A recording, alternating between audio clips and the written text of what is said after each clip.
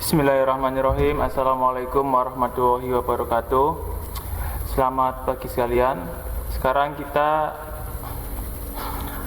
belajar tema 7 sub 2 Mupel IPS. Baik, kalian bisa langsung buka pelajaran 3. Ini lanjutan dari yang kemarin di sub 1 ya, tentang kerjasama Indonesia dan negara-negara di Asia Tenggara dalam bidang pendidikan. Kemarin kita telah belajar dalam bidang ekonomi dan bidang politik. Sekarang kita masuk ke bidang pendidikan. Pertama, peran Indonesia ini tuh membentuk jaringan perguruan tinggi se-ASEAN atau se-Asia Tenggara. Jadi perguruan tinggi itu seperti di universitas-universitas. Jadi Indonesia di sini tuh mempunyai peran membentuk jaringan. Jadi antar universitas di negara ASEAN itu bisa saling kerja sama, bisa pertukaran belajar, bisa juga misalkan pertukaran ilmu atau ada hal-hal yang baru, itu bisa saling kerjasama. Kedua, menyediakan sarana pendidikan berupa sekolah dan perlengkapan sekolah yang memadai.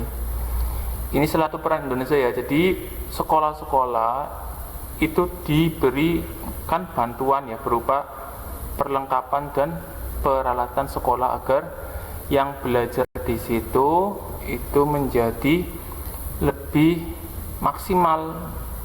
Ketiga, tadi ya, pertukaran antar pelajarnya yang kamu perhatikan di sini. Apa itu pertukaran? Berarti ya pelajar di Indonesia itu bisa belajar di Thailand, pelajar di Thailand juga bisa belajar di Indonesia.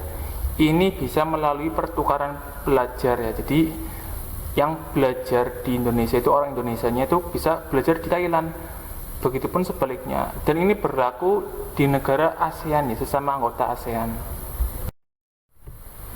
Oke, selanjutnya di sini ada kerjasama Indonesia di bidang sosial. Pertama, ini pembentukan kelompok ASEAN, ya kelompok kerja ASEAN. Kedua, pembentukan kelompok kerja kota-kota ASEAN yang berwawasan lingkungan. Artinya bahwa kota yang ada di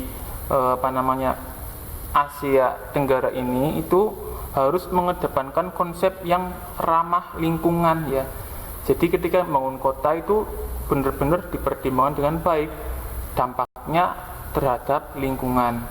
Ketiga, penanganan bencana alam yang terjadi di negara ASEAN. Hal ini penting dilakukan mengingat kawasan ASEAN ini terletak di kawasan rawan bencana. Kita tahu ya, di negara kita ini tuh sering terjadi bencana. Yang sering terjadi itu ada gempa ya, gempa itu yang langganan, jadi yang tidak bisa dicegah. Kedua, ada kayak tsunami, itu juga tidak tahu kita terjadinya.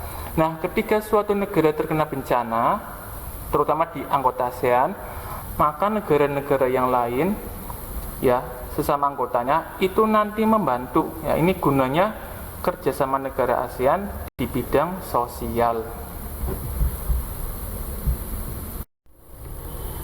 Ya, selanjutnya kerjasama Indonesia di bidang pangan. Ya, kita bisa lihat dari kata pangan berarti itu makanan. Pertama, menyediakan pupuk diantaranya melalui pabrik pupuk Sriwijaya Pusri ya yang terletak di Palembang. Kenapa pupuk perlu disediakan? Karena tanaman itu yang menghasilkan makanan ya, padi, gula ya, tanaman tebu. Jadi pupuk itu sangat penting. Kedua, didirikannya IRRI ya, International Rice Research Institute di Filipina. Ini untuk melakukan penelitian agar negara-negara ASEAN ini memiliki ketahanan pangan. Yang dimaksud ketahanan pangan yaitu negaranya itu tidak kekurangan seperti bahan-bahan pokok ya, kayak beras, gula ya. Jadi kuat ya, ketika bencana masih ada stok yang bisa dibantukan kepada warga yang terkena bencana, ataupun ketika panen gagal itu masih punya cadangan yang bisa memperkuat ya hasil panen yang gagal itu. Ini tadi ya, ketahanan pangan. Ketiga, ada ekspor dan impor komoditas pangan di negara-negara ASEAN.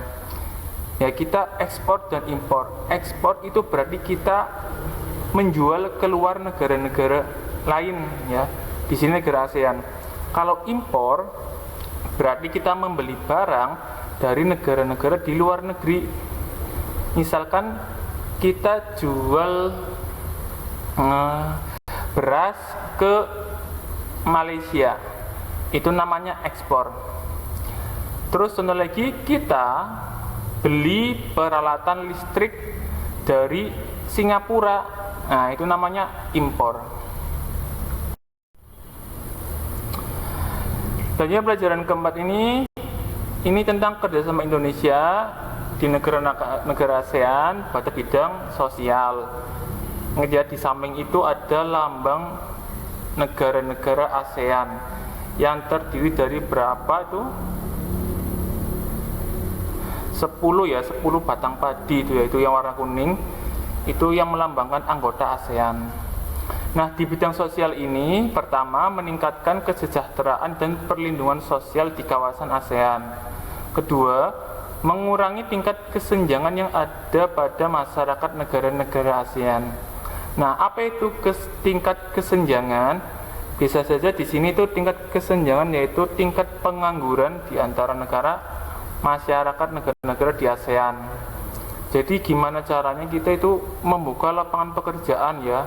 Jadi bisa saling bekerja sama. Selanjutnya kerjasama di bidang budaya. Nah, pertama pertukaran pemuda dan pelajar antar negara ASEAN tadi ya, yang berhubungan dengan pendidikan. Para pemuda dan pelajar ini memiliki kesempatan untuk mempelajari budaya negara setempat. Kedua, penyelenggaraan perlombaan olahraga antara negara di Asia Tenggara yang diikuti atlet-atlet seluruh anggota ASEAN. Di sini contohnya yaitu SEA Games ya, yang sudah sangat terkenal ya di negara-negara ASEAN. Nah, Ustaz mau menjelaskan ini. Mempelajari budaya setempat. Jadi misalkan ketika pertukaran pelajar Indonesia dengan Filipina, jadi pelajar Indonesia yang belajar di Filipina yang dikirim, nah itu berhak mempunyai kesempatan untuk mempelajari budaya-budaya apa saja yang ada di Filipina. Begitupun negara yang lain ketika mereka ke Indonesia, selain menuntut ilmu pengetahuan, mereka juga berhak memperoleh informasi tentang budaya yang ada di Indonesia. Nah, sekarang kalian bisa kerjakan ya latihan soalnya di halaman 131. Terima kasih, Ustaz akhiri. Assalamualaikum warahmatullahi wabarakatuh.